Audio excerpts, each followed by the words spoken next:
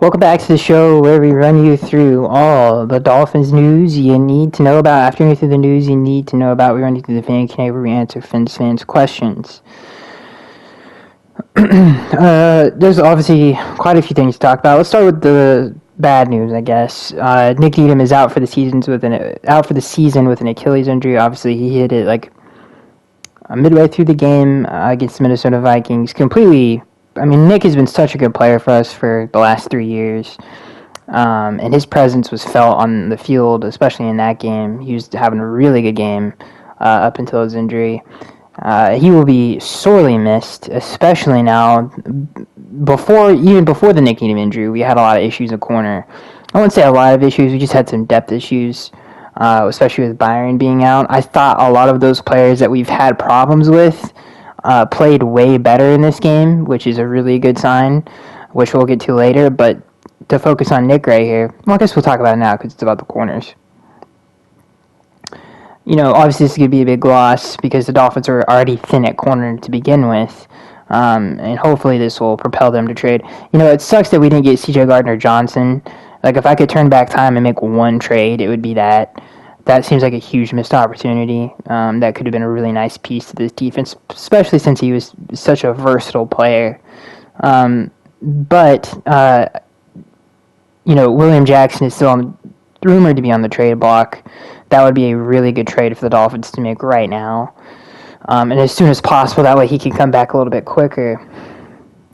Byron Jones' injury continues to be very vague. Nobody really knows when he's going to come back. Hopefully it's next week. That would be great. But they still need depth there, especially with the defense that they like to run. Obviously, it's a lot of single high, a lot of man coverage. And obviously with the blitz packages, we need another corner. Hopefully, Chris Greer will make a move for someone like William Jackson, which would be really nice. But I will say this. It took a minute, especially shout out to Josh he did kind of try to go to a little bit more zone coverage, and when we did, we gave up a lot of big plays. And then, I'm talking about right after the Nick Needham injury. When we went zone coverage is when the Vikings had their most success, and that's literally how it's been this entire season. A lot of big plays we've given up have been when we've gone to zone coverage. We're just not very good at it. I think it's because we don't practice it a lot, and we're not very multiple when it comes to zone coverage. But once we kind of got out of that and we went back to a little bit more man-to-man coverage, I think we all thought, especially after the Igbenogany pass interference right before halftime, that he was going to struggle really bad. And weirdly and oddly enough, he had his best game in a Dolphins uniform in that game. He did a great job, Adam Thielen, after the pass interference call. He played really well. He was playing physical.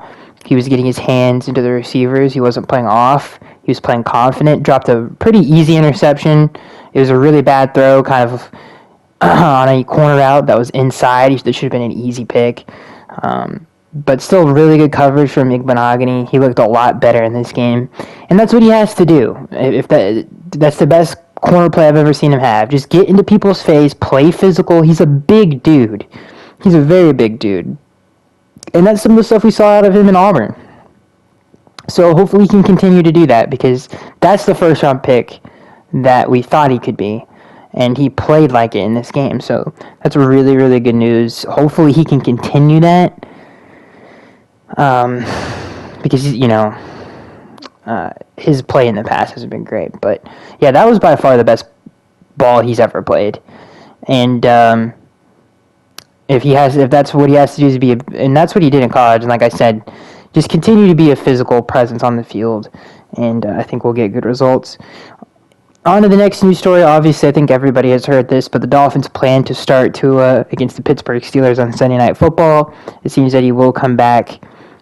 He did clear concussion protocol this past week, but he did not practice all week. And obviously, there have been multiple reports saying that Mike doesn't like to play his quarterbacks if they haven't practiced with the team all week. And yeah, so he should come back again. That comes from Pro Football Rumors. Hopefully he can come back healthy without any issues. He's dearly missed. I think fans especially with the offense looking how different it's looked. It has less of a rhythm to it. There's not much of an identity without Tua. I felt like there was much more of an identity with him in the lineup. I do think it's a good thing that the run game has gotten better since he's been hurt, so at least there's that. Because we've had to run the football a little bit more, and Andy O-line's going to be more healthy when he does come back. So kind of the stars are aligning for the Dolphins to kind of go on a run here, which is pretty nice to get some key players back healthy. Because the defense played so much better against the Vikings, and we'll get into that here in a second, but they played fantastic, and if Tua was playing in this game, I think we probably win by at least 10. We dominated that game, and it's very unfortunate that just the offense was just out of rhythm the entire day. Obviously, there were some pass protection issues. Some of that's on Teddy Bridgewater, though, and I think all of those issues will be remedied with Tua. He's way better at the quick pass game than Skyler and Teddy are. He's just much better at it. He reads defenses quicker. He throws with way better anticipation. He moves in the pocket better than either two of them. He's a much better quarterback than both of them. And he has been dearly missed. And I just really can't wait for him to get back in the lineup and we can get rolling again. And hopefully the run game can keep trending in the right direction. Because Raheem Mostert's starting to play better and better and better. And the run game's starting to get a little bit better. So, again, I think if the Dolphins can get healthy, maybe make a trade for someone like William Jackson. I still think this team's a playoff team for sure, even if we don't make that trade. And I can't wait for Tua to come back because the offense, I think, is going to be much better. And it's going to be much more fun to watch like it was early in the year. And, we'll see what all happens in the week, but I don't think anything too drastic will happen. Hopefully not. Tua can play healthy. So let's get into this game. We'll start with the defense. We'll start with the positive. Kirk Cousins only had 175 yards passing the football.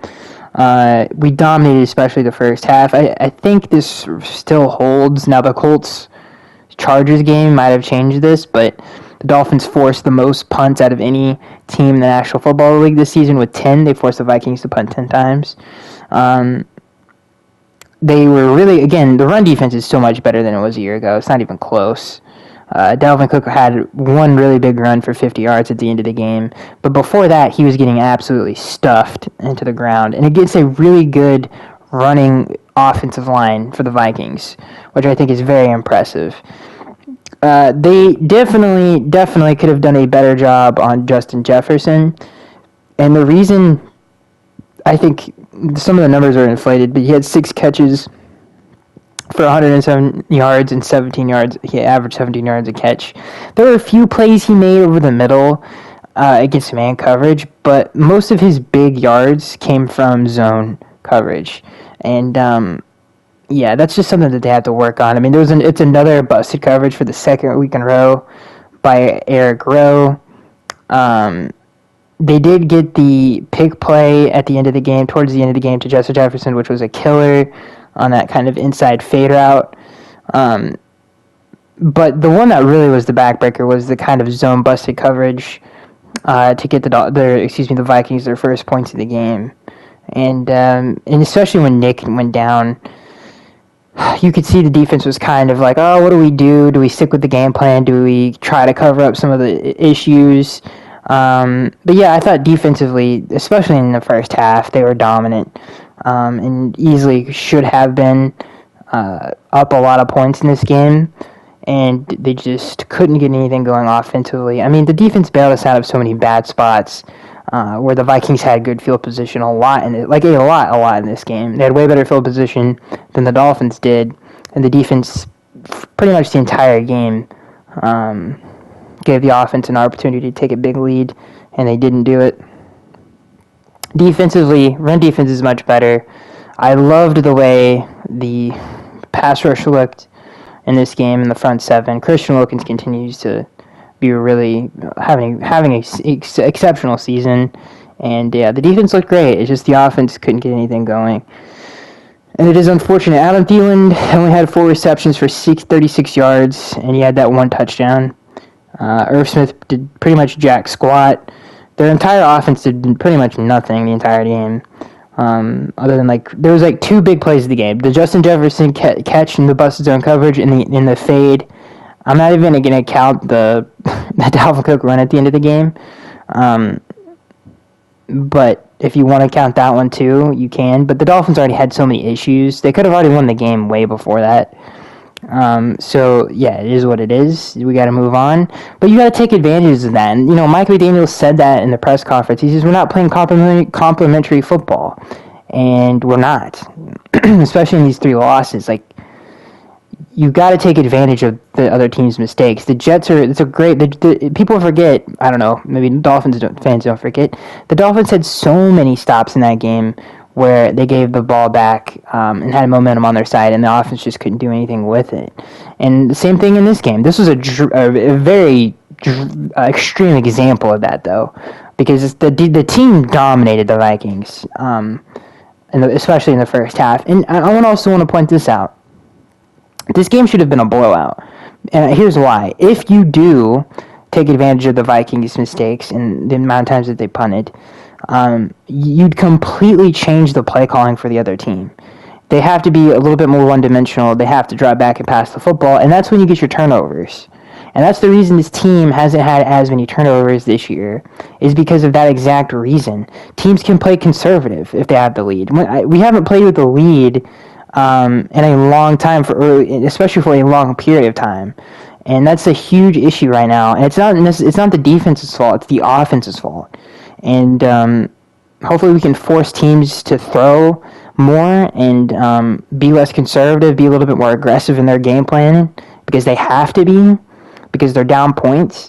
And that's when we're going to see the turnovers. But again, we're not going to see that if the offense cannot take advantage of situational football like that. And that's what Mike was talking about in the press conference. You got to play complementary football, and that's something that this team hasn't done the last 3 weeks. So they have to get the offense going. Tyreek Hill's having a monster season. Let's turn the leaf to the offense. I know some people are going to point out the play calling in terms of not play calling, but the decision making to try to score points before half, and then one of the luckiest interceptions of all time. I actually liked that. I loved Mike's response in the press conference, saying that if I had to do it again, I'm absolutely going to do it again in a game. I'm like, yeah, I agree with that decision to try to get points before half and double dip. And I completely agree with that. And I don't think sometimes things don't work, and that's a good example of that. I mean, Waddle was wide open. It wasn't the best throw in the world, and it resulted in an interception, and it is what it is. And then obviously the fumble at the end of the game was brutal, very brutal. To win that game with the quarterback situation that we've had would have been huge. It is what it is. And it was such a heartbreaking fumble. It really, really was. Because we had a lot of momentum on our side. I mean, that was a huge long distance conversion, and it is what it is. It is what it is. Now I know a lot of people are going to bring up the offensive line, and the run game was not great in this game. 13 carries for 49 yards. I do like the way, like I said earlier in the show, that Raheem Mostert is running the football though. And I think he's going to, if he continues that hard running, I think that's going to bode well for this offense. But other people have to pick up the pieces, because it can't just be Raheem Mostert. He did only have 14 carries for 49 yards, but there's nobody behind him right now that's really threatening any defense. Chase Edmonds is in some kind of weird rut that he needs to get out of. But yeah, I like the way Raheem Mostert is running the football right now. And going back to the pass protection issues, there were definitely pass protection issues in this game, don't get me wrong. Zadarius Smith, obviously, with a monster game. And I'm not trying to say, but there was a few times where I'm like, Teddy, step up into the dang pocket for the love of God. Like, they didn't really push the pocket at all this entire game. And there were clean enough pockets to at least step up into, And there was one time where Teddy legit just ran into a sack, and Za'Darius sacked him. So Teddy, again, and that's what I want to talk. What I mean, even Skyler has a much better feel for the pocket and moves better in the pocket. Teddy just doesn't move as good as he used to in the pocket. He's definitely lost a step in terms of athleticism, and that's really unfortunate because it shows in these games. His accuracy is very inconsistent. I know people are going to say, well, we didn't practice all week. He has always had that issue as a quarterback with inconsistent accuracy, and that it reared its ugly head in this game with a couple of throws that should have been easy completions. And again, one of the other things that's unfortunate is he's not good at the bootleg game at all because of his inability to kind of attack upfield. He's just lost step athletically, and some of the bad play action pass game has been on the offensive line too. Don't get me wrong. But yeah, Teddy Bridgewater, I just did not feel like played that well in this game. Missed a lot of throws that he should have made. Missed some reads, and that's some of the stuff that we saw in preseason. Didn't move on the pocket. The accuracy wasn't as good as it was with Skyler and Tua. And yeah, that's the story of this game, and it is what it is. Hopefully Tua can get back and remedy those issues, and especially if we can get Austin Jackson back, and hopefully Teron Armstead can come back this week. We can get Brandon Shell out of the lineup, but yeah, just a lot of injuries up front was an issue in this game, and I thought the quarterback play was pretty inconsistent for the entire day, and I would say it was mostly bad. It was consistently bad until I would say the very end of the game where Teddy kind of got into a rhythm. He started stepping up into the pocket a little bit more. I mean, a perfect example of that is that scramble which got us first and goal and then led to the Mike Gesicki passing touchdown. He stepped up in the pocket. Yeah, kind of had some pressure coming off the edge there, stepped right up in the pocket. There was nobody there, and kind of made an a little easy scramble there. But again, this was a very annoying game to watch because I thought our team was better. And we just didn't take advantage of it. So it is what it is. And yeah, I honestly don't want to talk about this game. That's how upset I am about this game. This game makes me more mad than last week because the defense played way too good for us to lose that game, and it's unfortunate. And then with the mistakes that we've been making, it just kind of compiles on, and the bad quarterback play has been really annoying to watch. So it's very frustrating to watch. Let's get into the thank you now. This first question comes from Kid. He says, we haven't seen anything from Cedric Wilson, though, we haven't seen anything from Cedric Wilson since he's been back from injury.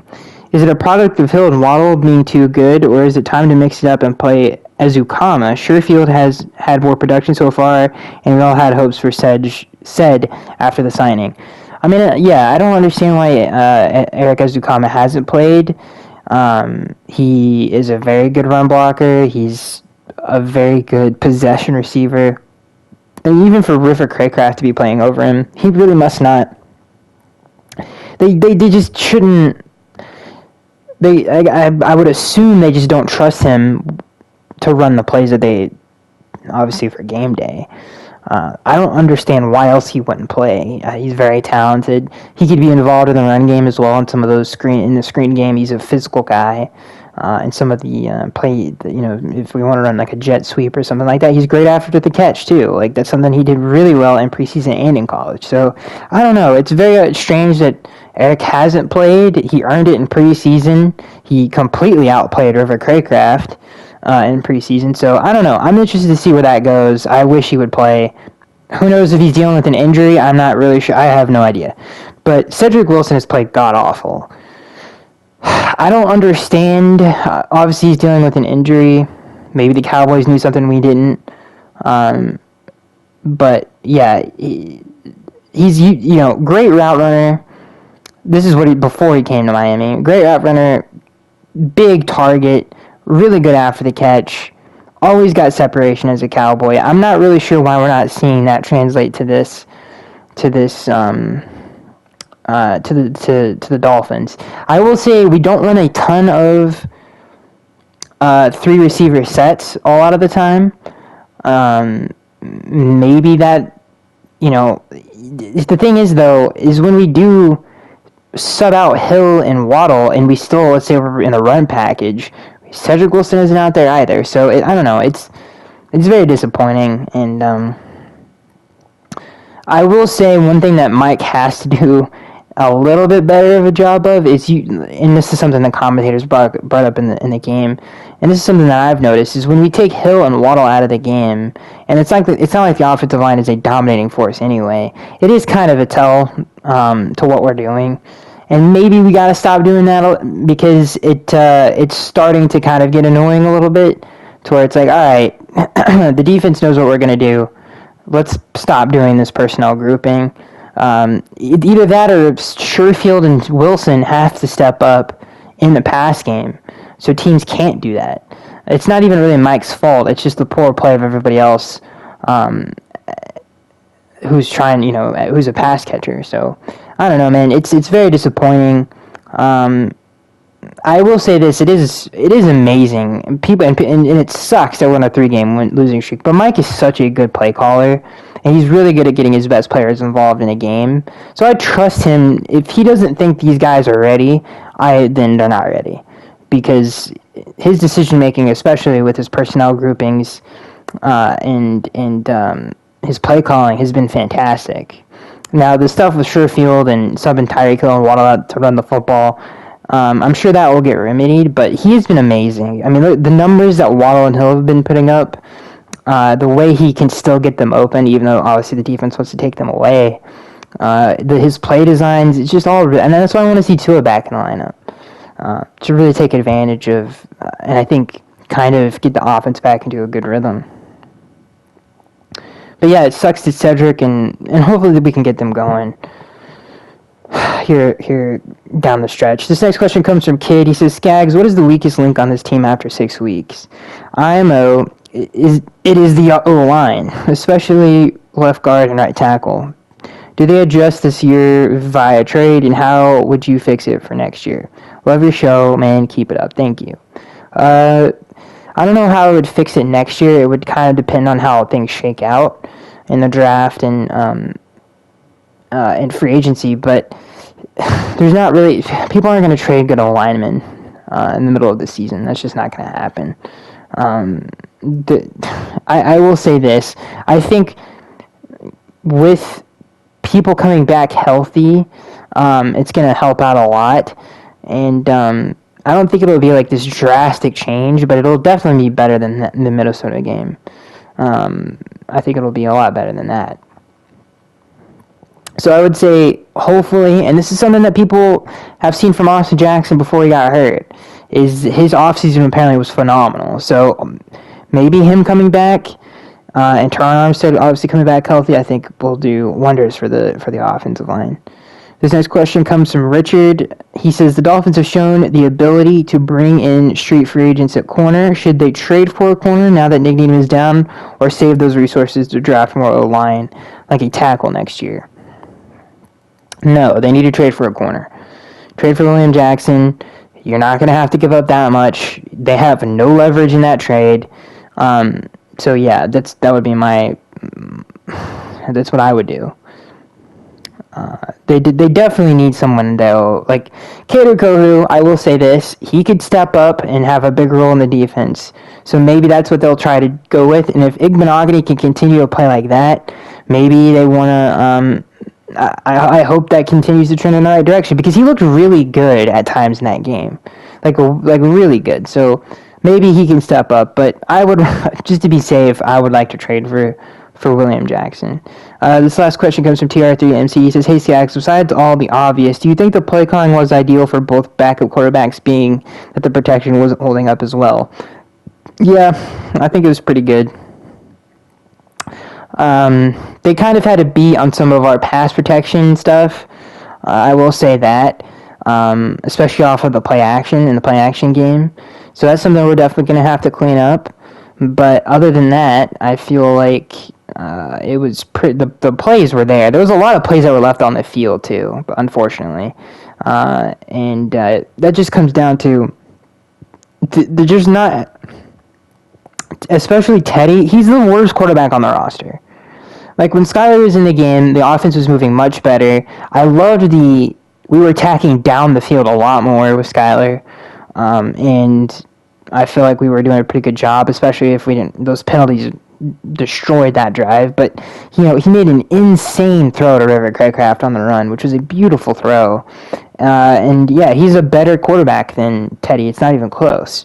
So it is what it is. I think, and not to mention the fact that Teddy hasn't practiced all week, and hasn't played or practiced in a long time, almost 2 weeks. So he's not even warmed up, Teddy, and warmed up Teddy isn't even that good. So yeah, it sucks. But